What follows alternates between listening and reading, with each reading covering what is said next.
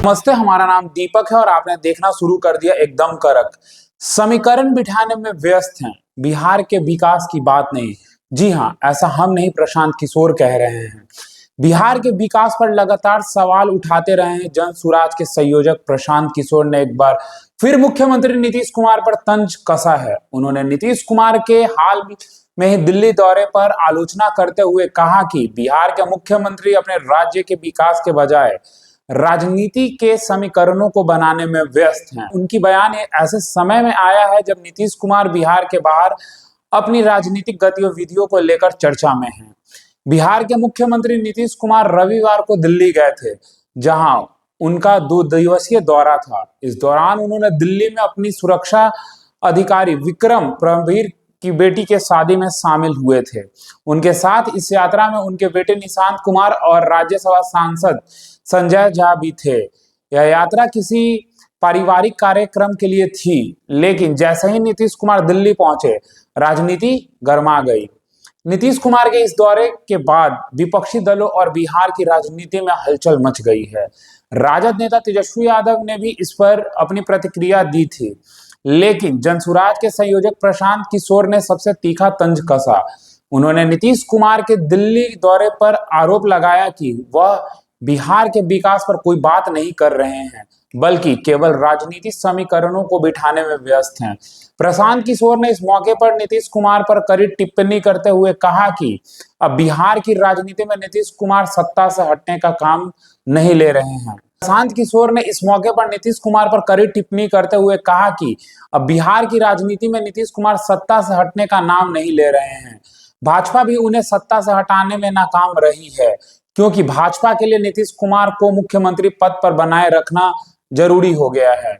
उनकी माने तो भाजपा बिहार में अपनी सरकार बनाए रखने के लिए नीतीश कुमार को सत्ता में बनाए रखने पर मजबूर है, क्योंकि भाजपा चाहती है कि बिहार भाजपा के हाथों से ना जाए।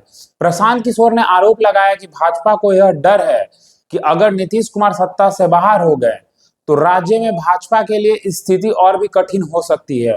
वह इसे भाजपा की मजबूरी मानते हैं, जो नीतीश कुमार को मुख्यमंत्री बनाए रखने के लिए विवश हैं। उनका कहना है कि नीतीश कुमार ने सत्ता की कुर्सी पर बैठे रहने के लिए भाजपा से समर्थन हासिल किया है, लेकिन बिहार की जनता अब उन्हें सत्ता से बाहर करने के लिए तैयार बैठी है।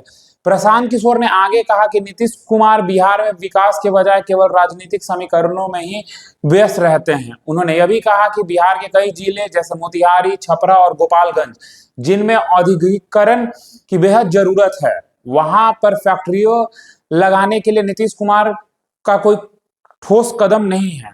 उनका यह भी कहना था कि नीतीश कुमार पर बिहार के विकास की कोई चिंता नहीं है और वे केवल अपनी सत्ता को बचाने के लिए संघर्ष कर रहे हैं। प्रशांत किशोर ने यहाँ तक यह कह दिया कि बिहार के कई जिलों में गुजरात की तर्ज पर फैक्ट्रियां लगवाने की आवश्यकता है, लेकिन नीतीश कुमार इस मुद्दे पर चुप हैं। उनका आरोप था कि नीतीश कुमार बिहार में औद्योगिक विकास के बारे में बात नहीं कर रहे हैं, जबकि बिहार के युवाओं को रोजगार देने के लिए यह जरूरी है कि राज्य में औद्योगिकीकरण को बढ़ावा दिया जाए। प्रशांत किशोर ने जनता से यह सवाल पूछा कि क्या उन्होंने कभी किसी समाचार पत्र में यह खबर पढ़ी है कि नीतीश कुमार बिहार के हर जिले में फैक्ट्रियां लगाने की बात कर रहे हैं। यह सवाल उठाकर उन्होंने यह संदेश दिया है कि नीतीश कुमार सिर्फ दिल्ली जाकर राजनीतिक समीकरणों पर विचार करने में व्यस्त हैं, जबकि बिहार की समस्याओं का समाधान तलाशने में असफल हैं। उन्होंने आरोप लगाया कि नीतीश कुमार अपनी दिल्ली यात्रा के दौरान भी केवल अपने राजनीतिक समीकरणों को पक्का करने में व्यस्त हैं, लेकिन बिहार के विकास के लिए कोई ठोस कदम नहीं उठा पा रहे हैं। प्रशांत किशोर ने कहा कि अब समय गया जब बिहार की जनता नीतीश कुमार को एक ऐसा सबक सिखाएगी कि वो सत्ता में वापसी के सारे रास्ते बंद कर देंगे। प्रशांत किशोर ने कहा कि अब समय आ गया है कि जब बिहार की राजनीति नीतीश कुमार को एक ऐसा सबक सिखाएगी कि वे सत्ता में वापसी के उनके सारे रास्ते बंद हो जाएंगे। प्रशांत किशोर ने अंत में यह दावा किया है कि बिहार की जनता 2025 के चुनाव में नीतीश कुमार को पूरी तरह नकार देगी। उन्होंने कहा कि जब बिहार की जनता जाग जाएगी तो वह नीतीश कुमार को सत्ता से बाहर करने के लिए एकजुट हो जाएगी और भाजपा की रणनीतियों के बावजूद जनता की आवाज को नकारा नहीं किया जा सकेगा। ऐसे खबरों के लिए हमारे साथ बने रहें। आप देख रहे थे एकदम कड़क। धन्यवाद।